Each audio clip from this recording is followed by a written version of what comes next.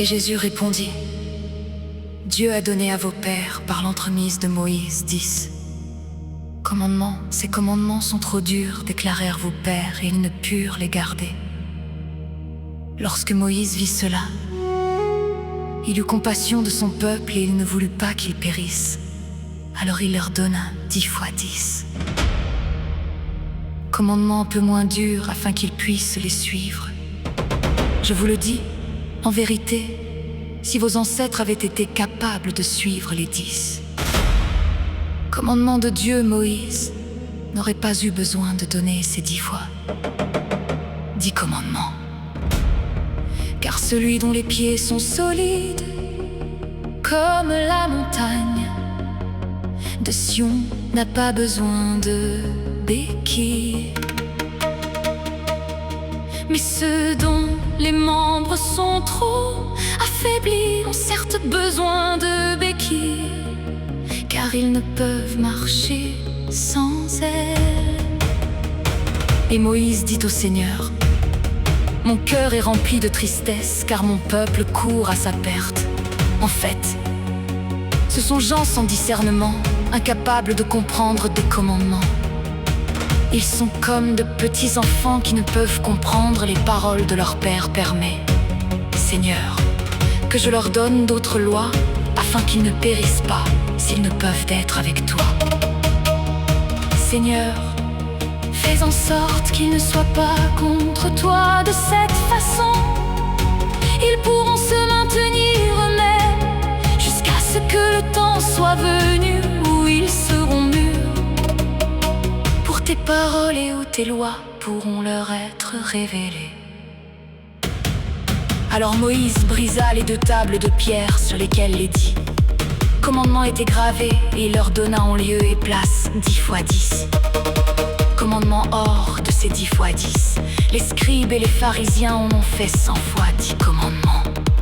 Ils ont chargé vos épaules de fardeaux insupportables, fardeaux qu'ils sont incapables eux-mêmes de porter. En fait, plus les commandements sont près de Dieu, et moins nous avons besoin qu'ils soient nombreux. Mais plus ils sont éloignés de Dieu, et plus ils deviennent nombreux. Voilà pourquoi les lois des pharisiens et des scribes sont innombrables. Les lois du Fils de l'homme sont au nombre de 7, celles des anges sont de 3, et celle de Dieu se réduit à 1. En conséquence, je vous enseigne seulement les lois que vous êtes à même de comprendre, pour que vous deveniez des hommes et que vous suiviez les 7 lois du Fils de l'homme. Plus tard, les anges vous révéleront également leurs lois, afin que le Saint-Esprit de Dieu puisse descendre en vous et vous conduire à sa loi. Et tous étaient émerveillés de cette sagesse, et lui dirent: Continue, Maître, et enseigne-nous toutes les lois que nous sommes capables de comprendre. Et Jésus continua: Dieu a donné ce commandement à vos pères: Tu ne tueras point. Cependant leur cœur était endurci, et ils huèrent. Alors Moïse désira qu'au moins ils ne tuassent pas des hommes, et il leur permit de mettre à mort les animaux.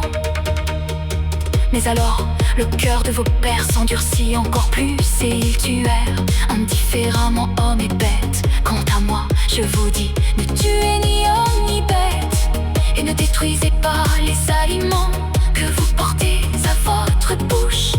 Car si vous mangez des aliments vivants, ceux-là vous vivifieront. Mais si vous tuez pour obtenir votre nourriture, la chair morte vous tuera à son tour. Car la vie procède seulement de la vie, et de la mort ne sort toujours que la mort. Et tout ce qui tue vos aliments tue aussi votre corps, et tout ce qui tue vos corps tue également vos âmes. Et vos corps deviendront semblables à votre nourriture, de même que vos esprits seront également analogues à vos pensées. Voilà pourquoi vous ne devez manger rien de ce que le feu, le froid ou l'eau ont transformé. Car les aliments cuits, gelés ou avariés brûlent, refroidissent et empoisonnent aussi votre corps. Ne soyez pas comme un laboureur insensé qui sèmerait sur sa terre des graines cuites, gelées ou gâtées, car l'automne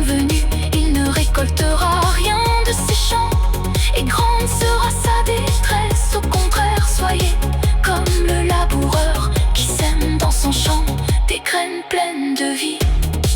Alors, ces champs portent des épis de froment gonflés de vie, lui rendant au centuple les graines qu'il y avait semées.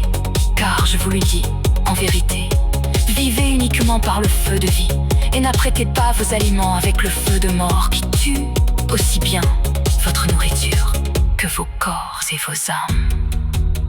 L'un d'eux demanda: Maître, où se trouve le feu de vie? En vous, dans votre sang et dans vos corps. Et d'autres demandèrent: Où se trouve le feu de mort? C'est le feu qui brûle hors de votre corps, qui est plus chaud que votre sang. C'est avec ce feu de mort que, dans vos maisons et aux champs, vous puisez vos aliments. Je vous le dis, en vérité, c'est le même feu qui détruit vos aliments et vos corps, semblable le feu de la malice qui ravage vos pensées et corrompt vos esprits.